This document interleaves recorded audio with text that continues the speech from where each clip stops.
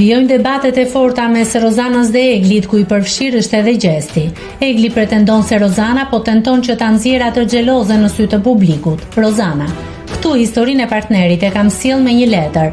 Ku e di Gjesti, sa herë hye dal unë në shtëpi, unë jam një grua që marr vendimet vetë në jetë, është një dashuri shumë e madhe me ulje ngritjet tona, uroj të gjesh edhe ti një dashuri të tillë.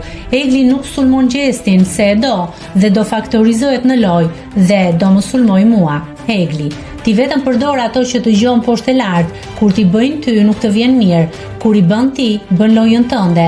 Qasjen e Rozanës e kam kuptuar në disa pika që në prajmin e parë kur më spostoi kur isha ulur.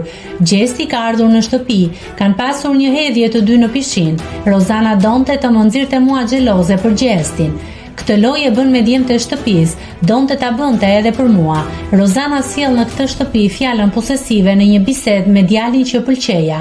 Është sa dy fishi im në moshë dhe vazhdon të i shkruaj partnerit që është posesive.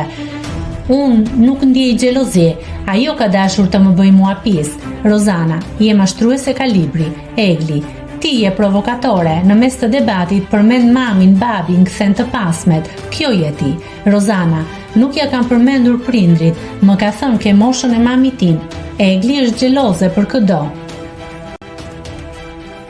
Nëse klikoni mbi butonin subscribe, do t'ju shfaqen të gjitha publikimet tona. Ju ftoj t'i bëni subscribe kanalit, të pëlqeni videot dhe të lini komentin tuaj.